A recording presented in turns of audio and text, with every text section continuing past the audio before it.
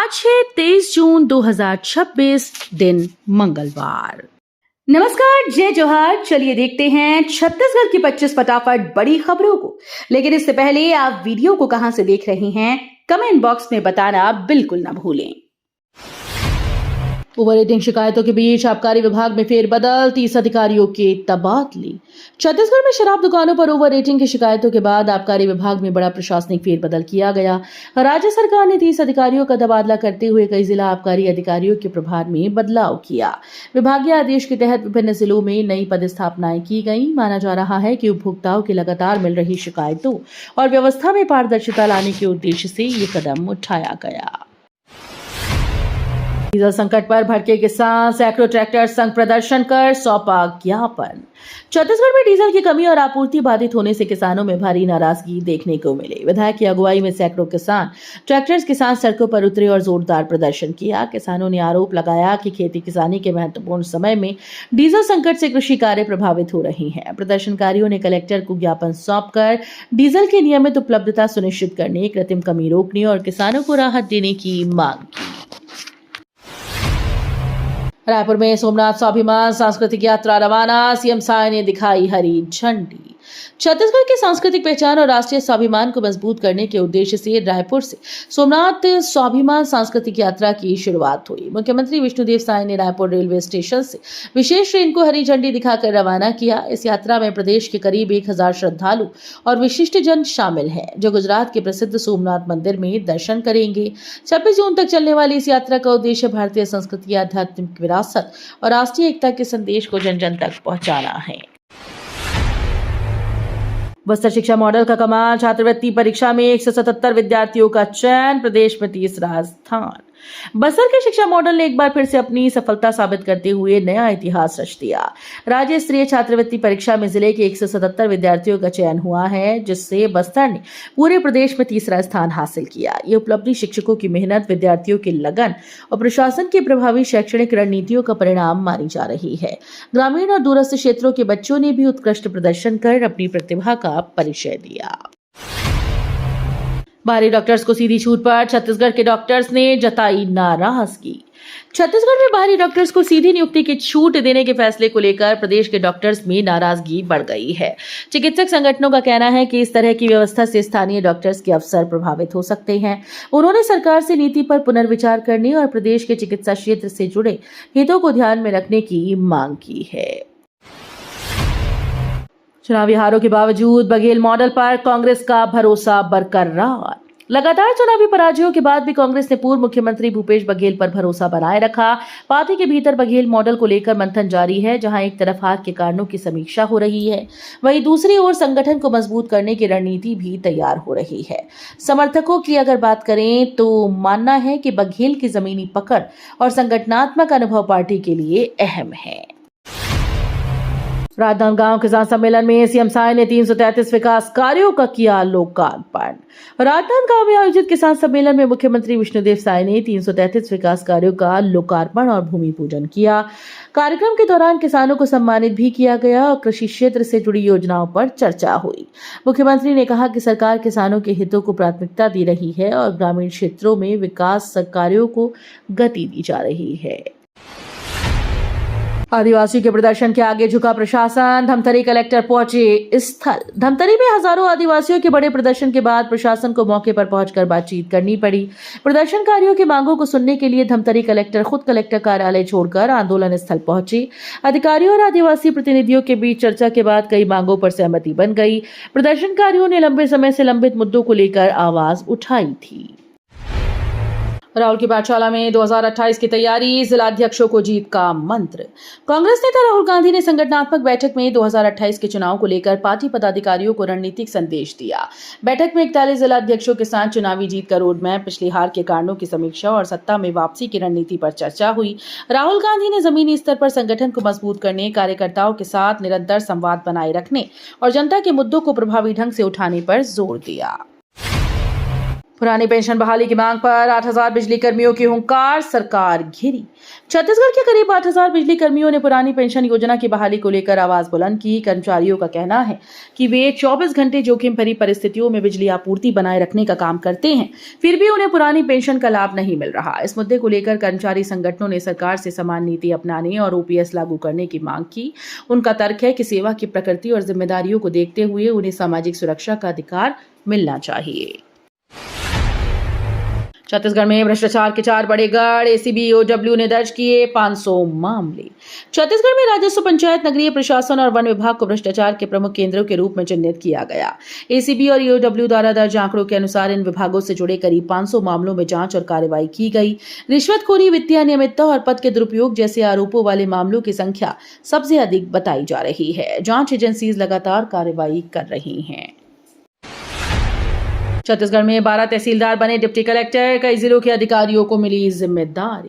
छत्तीसगढ़ सरकार ने प्रशासनिक व्यवस्था को मजबूत करने के लिए 12 तहसीलदारों को पदोन्नति देकर डिप्टी कलेक्टर बनाया। पदोन्नत अधिकारियों में रायपुर, बिलासपुर, महासमुंद, दुर्ग, धमतरी, रायगढ़, बालोद सहित विभिन्न जिलों के अधिकारी शामिल हैं। पदोन्नति के साथ उन्हें नई जिम्मेदारियां भी सौंपी गईं। इस फैसले से राजस्व प्रशासनिक कार्यों में तेजी आने की उम्मीद जताई जा रही है। राज्य शासन के आदेश के बाद संबंधित अधिकारियों ने नई पदस्थापना पर कार्यभार संभालने की तैयारी शुरू कर दी। दंतेवाड़ा पहुंचा दक्षिण पश्चिम मानसून, 3 दिनों में रायपुर पहुंचने की संभावना।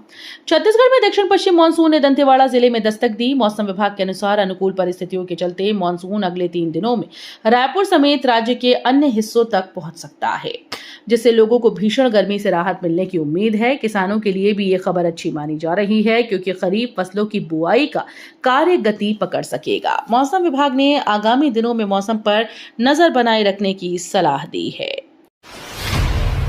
चेन्नई में बंधक बनी सरगुजा की 3 युवतियां, वीडियो जारी कर लगाई गुहार। छत्तीसगढ़ के सरगुजा जिले की 3 युवतियों को चेन्नई में प्लेसमेंट के नाम पर कथित तौर पर बंधक बनाए जाने का मामला सामने आया है। युवतियों ने वीडियो जारी कर मदद की गुहार लगाई, जिसके बाद प्रशासन और पुलिस हरकत में आ गए। बताया जा रहा है कि रोजगार दिलाने के बहाने उन्हें चेन्नई ले जाया गया था, जहां उन्हें प्रताड़ित किए जाने और स्वतंत्र रूप से लौटने नहीं देने के आरोप लगे। वीडियो वायरल होने के बाद संबंधित एजेंसीज ने मामले की जांच शुरू कर दी। निजी जमीन पर सड़क निर्माण मामले में सुप्रीम कोर्ट ने छत्तीसगढ़ सरकार को फटकारा।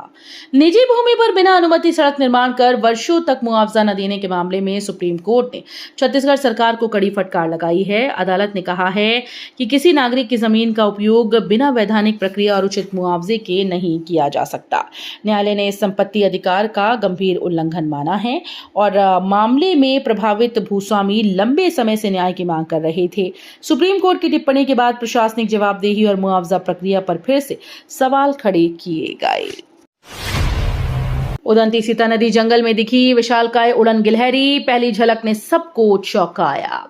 छत्तीसगढ़ के उदंती सीता नदी टाइगर रिजर्व के जंगलों में दुर्लभ विशालकाय उड़न गिलहरी पहली बार कैमरे में कैद हो गई।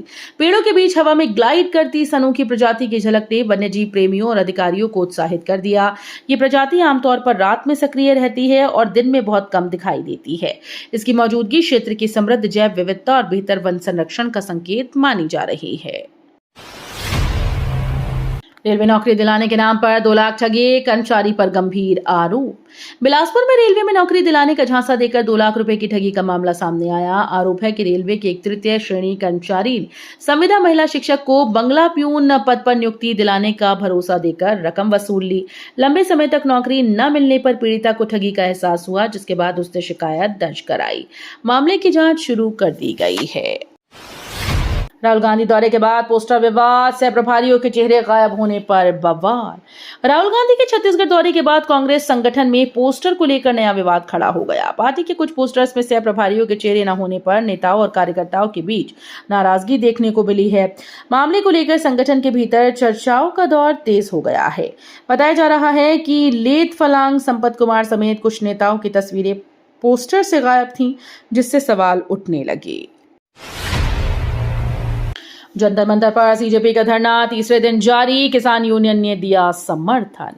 दिल्ली के जंतर मंतर पर कॉकरोच जनता पार्टी का धरना प्रदर्शन तीसरे दिन भी जारी रहा। प्रदर्शनकारियों ने अपनी विभिन्न मांगों को लेकर सरकार के खिलाफ नारेबाजी की और जल्द समाधान की मांग उठाई। इस बीच भारतीय किसान यूनियन ने भी धरने को समर्थन देते हुए आंदोलनकारियों के साथ एकजुटता दिखाई।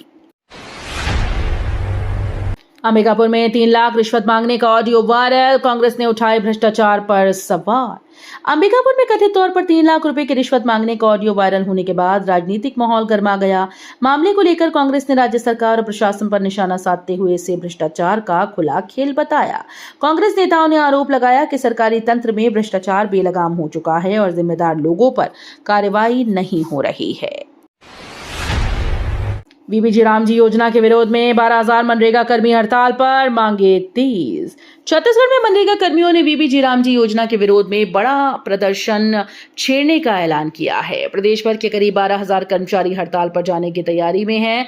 कर्मियों का आरोप है कि नई व्यवस्था से उनकी नौकरी और अधिकार प्रभावित हो रहे हैं। उन्होंने सरकार से योजना की समीक्षा, सेवा सुरक्षा, नियमितीकरण और लंबित मांगों पर जल्द निर्णय लेने की मांग की। बोधघाट परियोजना के विरोध में 56 गांव लामबंद, सर्वे रोकने की तैयारी।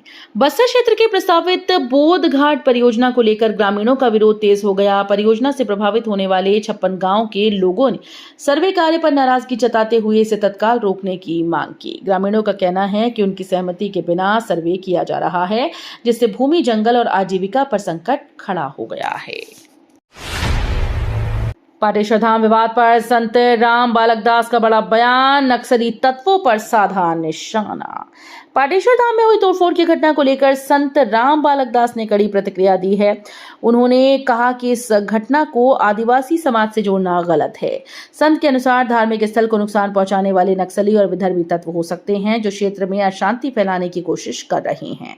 उन्होंने प्रशासन से निष्पक्ष जांच कर वास्तविक दोषियों की पहचान करने और सख्त कार्रवाई करने की मांग की। धमतरी में आकाशीय बिजली का कहर, 40 भेड़ बकरियों की मौत से मचा हड़कंप।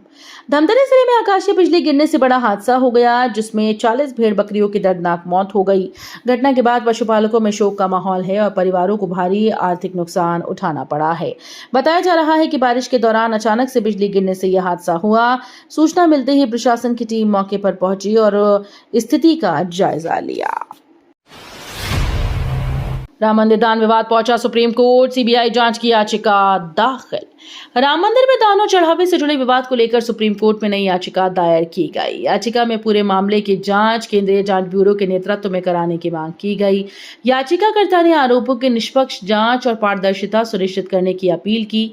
इस मामले को लेकर के पहले से ही राजनीतिक बयानबाजी तेज है। अब सुप्रीम कोर्ट में सुनवाई के बाद ही आगे की दिशा तय होगी। तो ये थी आज की बड़ी खबरें। अगर आपको न्यूज पसंद आई हो तो वीडियो को लाइक और शेयर करना बिल्कुल ना भूलें। धन्यवाद।